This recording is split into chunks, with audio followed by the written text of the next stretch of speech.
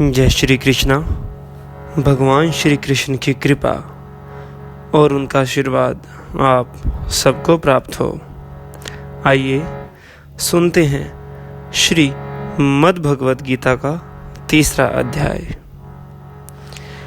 इस प्रकार अर्जुन ने प्रश्न किया कि हे जनार्दन, यदि आपको कर्म की अपेक्षा ज्ञान श्रेष्ठ मान्य है तो फिर हे केशव, मुझे भयंकर कर्म में क्यों लगाते हैं तथा आप मिले हुए से वचनों से मेरी बुद्धि को मानो मोहित कर रहे हैं। इसलिए उस एक बात को निश्चित करके कहिए जिससे मैं कल्याण को प्राप्त हो जाऊं।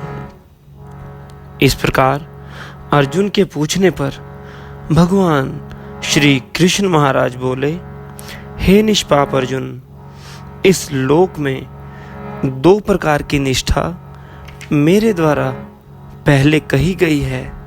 उनमें से सांख्य योगियों की निष्ठा तो ज्ञान योग से और योगियों की निष्ठा कर्म योग से होती है, परंतु किसी भी मार्ग के अनुसार कर्मों को स्वरूप से त्यागने की आवश्यकता नहीं है, क्योंकि मनुष्य ना तो कर्मों का आरंभ किए बिना निष्कर्मता को यानी योग निष्ठा को प्राप्त होता है और ना कर्मों के केवल त्याग मात्र से सिद्धि यानी सांख्य निष्ठा को ही प्राप्त होता है तथा सर्वथा कर्मों का स्वरूप से त्याग हो भी नहीं सकता। निसंदेह कोई भी मनुष्य किसी भी काल में क्षण मात्र भी बिना कर्म किए नहीं रहता, क्योंकि सारा मनुष्य समुदाय प्रकृति जनित गुणों द्वारा परवश हुआ कर्म करने के लिए बाध्य किया जाता है। इसलिए जो मूढ़ बुद्धि मनुष्य समस्त इंद्रियों को हठ पूर्वक ऊपर से रोककर मन से उन इंद्रियों के विषयों का चिंतन करता है, वह मिथ्याचारी अर्थात दंभी कहा जाता है। किंतु हे अर्जुन, जो पुरुष मन से इंद्रियों को वश में करके अनासक्त हुआ समस्त इंद्रियों द्वारा कर्म योग का आचरण करता है, वही श्रेष्ठ है।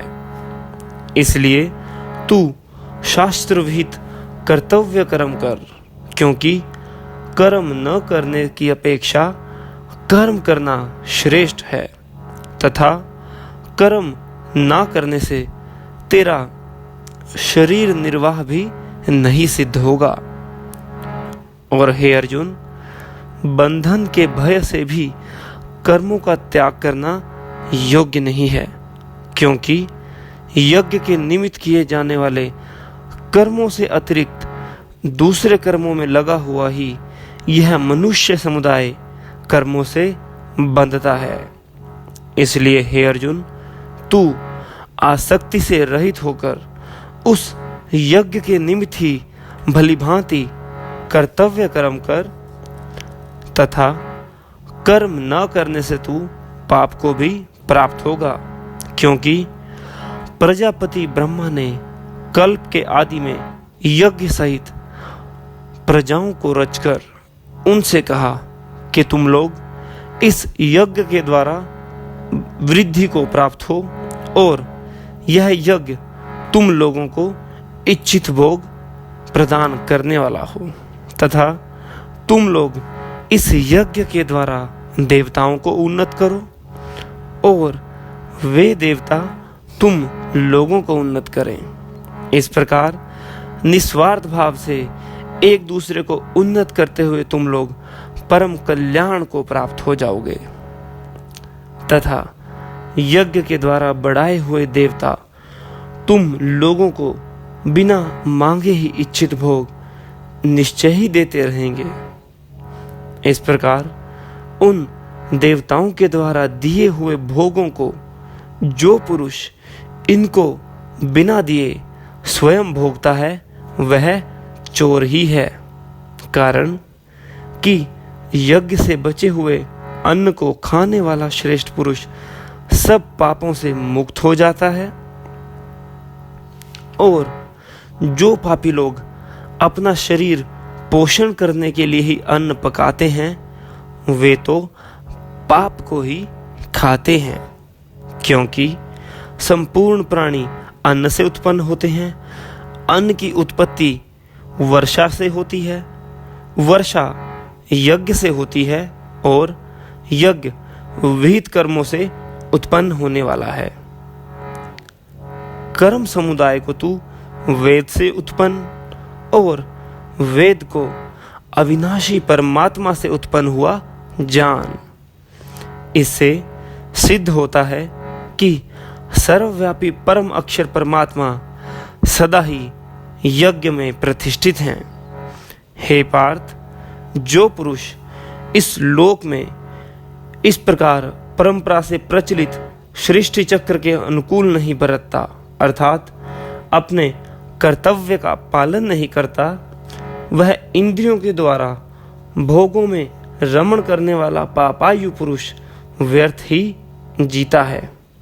परंतु जो मनुष्य आत्मा में ही रमण करने वाला और आत्मा में ही तृप्त तथा आत्मा में ही संतुष्ट हो, उसके लिए कोई कर्तव्य नहीं है, क्योंकि उस महापुरुष का इस विश्व में ना तो कर्म करने से कोई प्रयोजन रहता है और ना कर्मों के ना करने से ही कोई प्रयोजन रहता है, तथा संपूर्ण प्राणियों में भी इसका किंचिन मात्र भी स्वार्थ का संबंध नहीं रहता।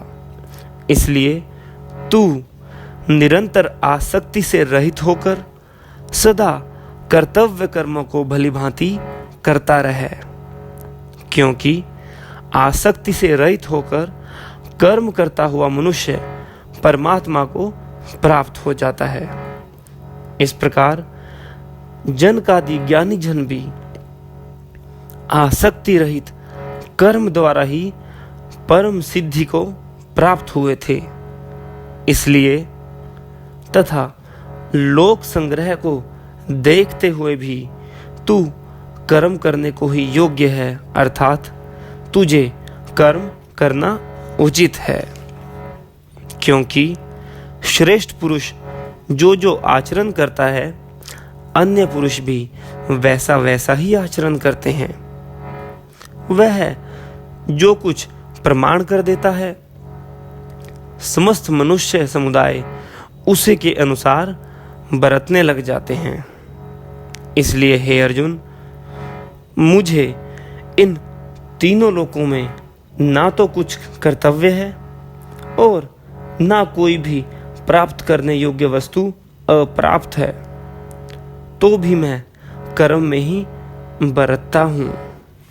क्योंकि हे पार्थ, यदि कदाचित मैं सावधान होकर कर्मों में ना बरतूं तो बड़ी हानि हो जाए, क्योंकि मनुष्य सब प्रकार से मेरे ही मार्ग का अनुसरण करते हैं।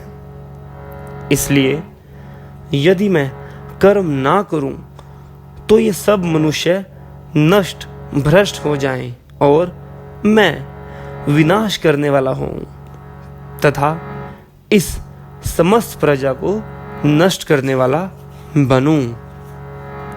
इसलिए हे भारत, कर्म में आसक्त हुए अज्ञानी जन जिस प्रकार कर्म करते हैं, आसक्ति रहित विद्वान भी लोक संग्रह करना चाहता हुआ उसी प्रकार कर्म करे तथा परमात्मा के स्वरूप में अटल स्थित हुए ज्ञानी पुरुष को चाहिए कि वह शास्त्र विहित कर्मों में आसक्ति वाले अज्ञानियों की बुद्धि में भ्रम अर्थात कर्मों में अश्रद्धा उत्पन्न ना करे, किंतु स्वयं शास्त्र विहित समस्त कर्म भलीभांति करता हुआ उनसे भी वैसे ही करवावे। और हे अर्जुन, वास्तव में संपूर्ण कर्म सब प्रकार से प्रकृति के गुणों द्वारा किए जाते हैं, तो भी जिसका अंतकरण अहंकार से मोहित हो रहा है, ऐसा अज्ञानी मैं करता हूं ऐसा मानता है। परंतु हे महाबाहो, गुण विभाग और कर्म विभाग के तत्व को जानने वाला ज्ञान योगी संपूर्ण गुण ही गुणों में बरत रहे हैं, ऐसा समझकर उनमें आसक्त नहीं होता और प्रकृति के गुणों से अत्यंत मोहित हुए मनुष्य गुणों में और कर्मों में आसक्त रहते हैं। उन पूर्णतया न समझने वाले मंद बुद्धि अज्ञानियों को पूर्णतया जानने वाला ज्ञानी विचलित ना करे। इसलिए हे अर्जुन, तू मुझ अंतर्यामी परमात्मा में लगे हुए चित्त द्वारा संपूर्ण कर्मों को मुझ में अर्पण करके आशा रहित, ममता रहित और संताप रहित होकर युद्ध कर।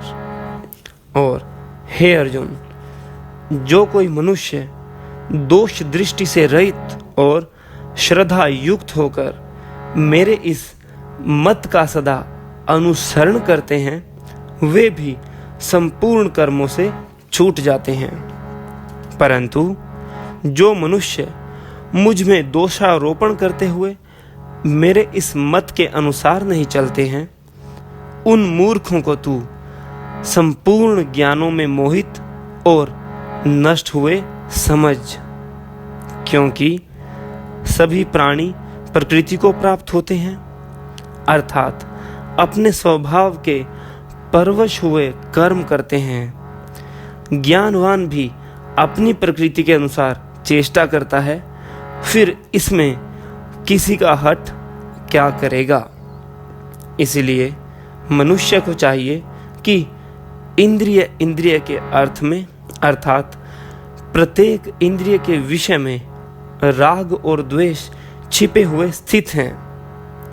मनुष्य को उन दोनों के वश में नहीं होना चाहिए, क्योंकि वे दोनों ही इसके कल्याण मार्ग में विघ्न करने वाले महान शत्रु हैं। इसलिए उन दोनों को जीतकर सावधान हुआ स्वधर्म का आचरण करे, क्योंकि अच्छी प्रकार आचरण में लाए हुए दूसरे के धर्म से गुण रहित भी अपना धर्म अति उत्तम है।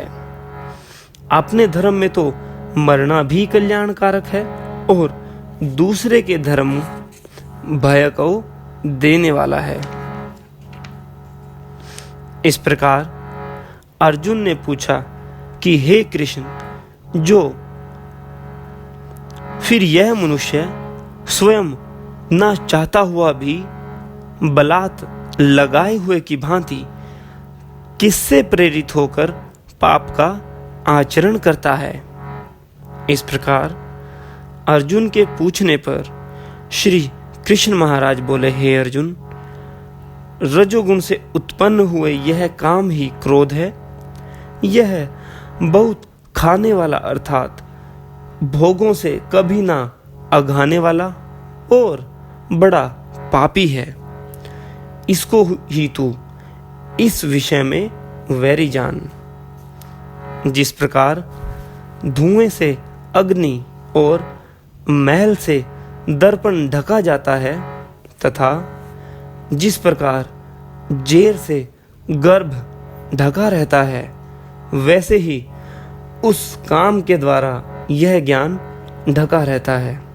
और हे अर्जुन, इस अग्नि के समान कभी ना पूर्ण होने वाले काम रूप ज्ञानियों के नित्य वैरी के द्वारा ज्ञान ढका हुआ है, तथा इंद्रियां, मन और बुद्धि ये सब इसके वास स्थान कहे जाते हैं। इस प्रकार इन मन, बुद्धि और इंद्रियों के द्वारा ही ज्ञान को आच्छादित करके जीवात्मा को मोहित करता है। इसलिए हे अर्जुन, तू पहले इंद्रियों को वश में करके इस प्रकार ज्ञान और विज्ञान का नाश करने वाले महान पापी काम को अवश्य ही बलपूर्वक मार डाल।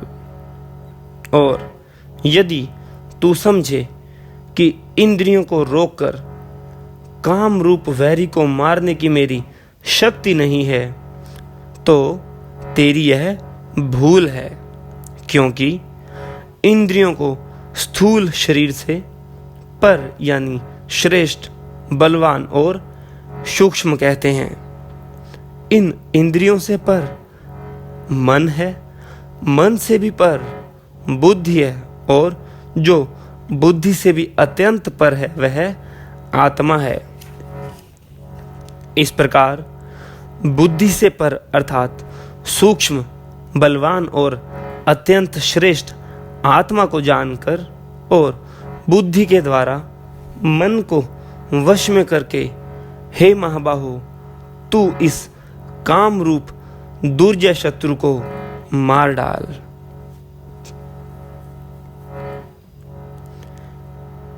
श्रीमद् भगवत गीता का 3रा अध्याय यहाँ संपूर्ण होता है। इस अध्याय में भगवान श्री कृष्ण यही कहते हैं कि मनुष्य को कर्मों के फल का त्याग किए बिना कर्म करना चाहिए। यानी हम अपने जीवन में बहुत सारे काम करते हैं, बहुत सारे लोग हमारे जीवन में आते हैं और चले जाते हैं, लेकिन जो दुख का कारण है वो यह है कि हम कुछ ना कुछ अपेक्षा यानी कि उम्मीद करते हैं, हम दूसरों से एक्सपेक्टेशंस रखते हैं। जैसे उदाहरण के तौर पे, यदि मैंने किसी मित्र की या किसी मनुष्य की सहायता की, तो मेरे मन में ऐसा आ जाएगा कि मैंने इसकी मदद की है, तो समय आने पर उसको भी मेरी मदद करनी चाहिए। और यदि वो ऐसा नहीं करता तो मुझे दुख होता है और उसके प्रति मेरे मन में गलत भावनाएं आ जाती हैं। लेकिन यदि मैं बिना उम्मीद के ही कर्म करता चलूं, दूसरे लोगों के साथ व्यवहार और बरतता चलूं और अपने जीवन में रोजाना बिना फल की इच्छा के अपना 100% देकर अपने कर्मों में लगा रहूं, तो किसी प्रकार का दुख नहीं होगा। क्योंकि यदि आपको कोई उम्मीद, कोई एक्सपेक्टेशन ही नहीं होगी, तो आपको किसी के करने या ना करने से दुख भी नहीं पहुंचेगा। और भगवान यह कहते हैं कि आप हर समय कर्म करते हुए हमेशा यह भाव और यह इंटेंशंस रखें कि आप दूसरों की भलाई के लिए और भगवान की आज्ञा से यह काम कर रहे हैं, और हमेशा अच्छे और भले काम ही करें। यदि आपको लगता है कि कोई गलत काम करने से आपको ज़्यादा पैसा या ज़्यादा प्रॉफिट मिल रहा है, तो लालच के वश वह काम ना करें, क्योंकि उस काम से किसी ना किसी का नुकसान हो रहा है, किसी ना किसी का हानि हो रही है। तो इस प्रकार हमेशा प्रभु से, भगवान जी से उनकी गाइडेंस लेते रहिए और उनको प्रार्थना करते रहिए कि वो हमेशा आपको सही रास्ता दिखाएं, जिससे आप हमेशा अच्छे कर्म करें। भगवान हम सब पर अपनी कृपा बनाए रखें। God bless you all. हम मिलते हैं श्रीमद् भगवत गीता के अगले अध्याय में। धन्यवाद।